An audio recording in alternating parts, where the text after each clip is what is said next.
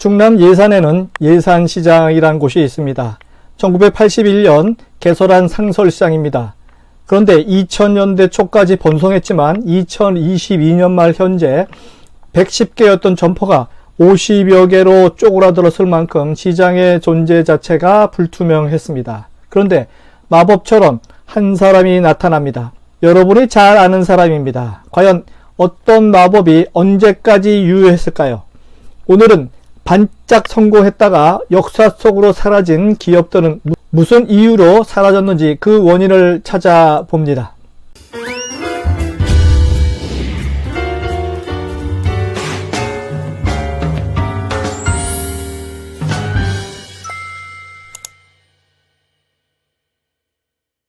안녕하세요. 유통구단 김용호입니다.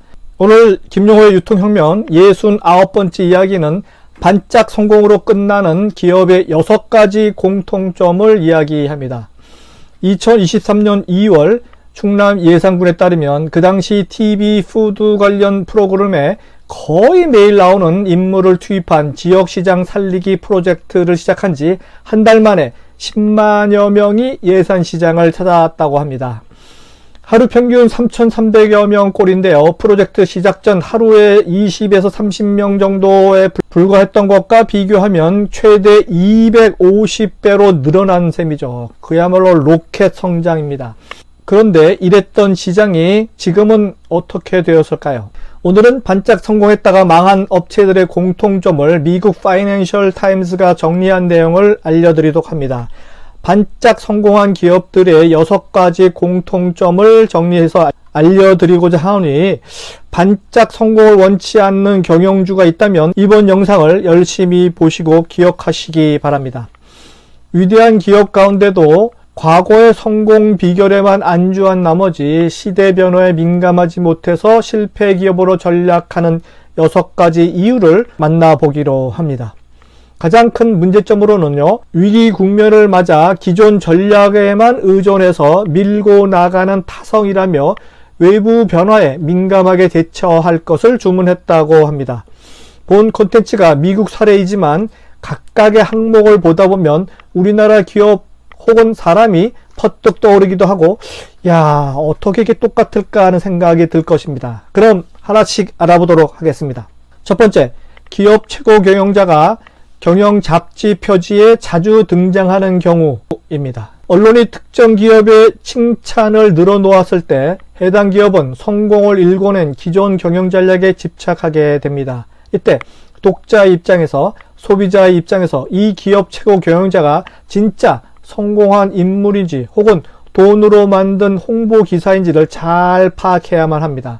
특히 최고 경영자의 특징으로 자선사업에 힘을 많이 쓴다고 홍보하는 CEO를 조심하라고 말씀드리고 싶습니다. 유통구단이 드리는 팁은 간단합니다. 유명 경제 주간지 혹은 월간지 표지에 실린 CEO의 멋진 포즈를 어느 일정 기간 동안 자주 보게 된다면 앞으로 요주의 기업 리스트에 올려놓으시기 바랍니다. 만약 주식 투자를 한다면 요주의하고 점검하기 바랍니다. 두 번째 사례입니다.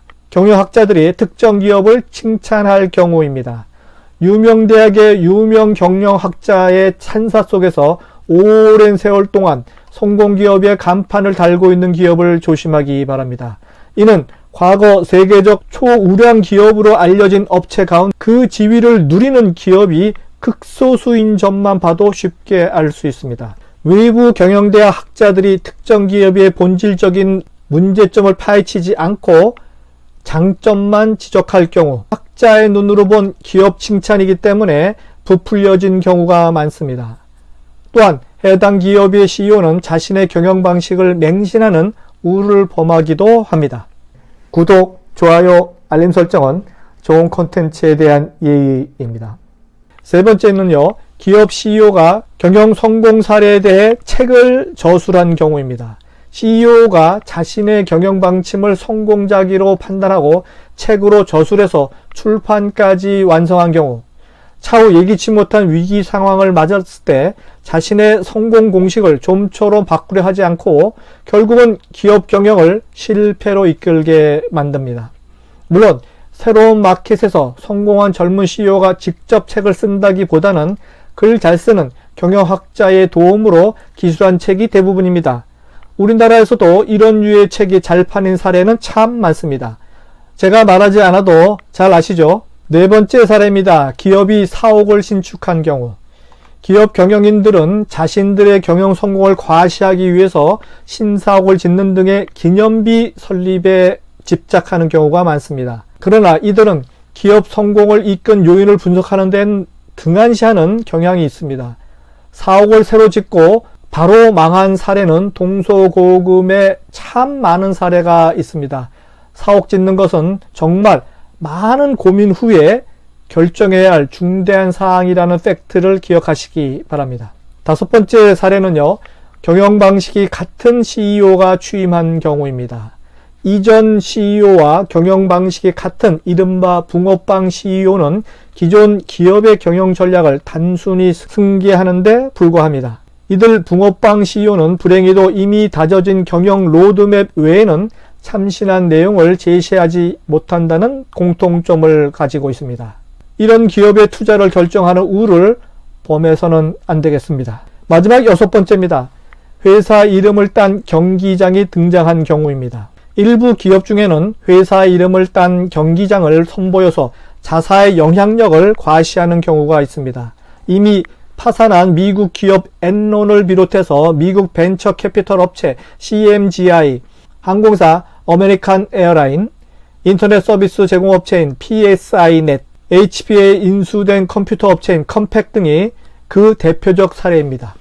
회사 이름을 딴 경기장을 둔 모든 업체가 모두 경영 실패로 이어지는 것은 아니지만 이들 업체는 기업 경쟁력 향상보다는 외형 이미지에만 지나치게 주력한 것이 기업 경영 실패로 이어진 것들입니다. 네, 이상으로 반짝 성공으로 끝난 미국 기업들의 사례를 정리해 보았습니다. 사실 우리나라 기업들 사례도 정말 많지 않습니까?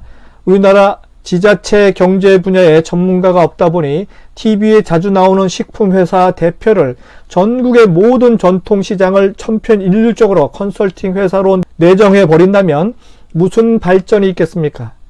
지역 발전은 지역 나름의 온리원 컨텐츠로 승부를 해야 하는 것이 아닐까요? 우리나라 지자체들은 한 곳에서 성공했다고 하면 똑같이 해달라고 요구하는 그런 지자체들이 많다고 합니다. 전국을 프랜차이즈 식당처럼 만들려는 얄팍한 정책이 아닌가 싶습니다.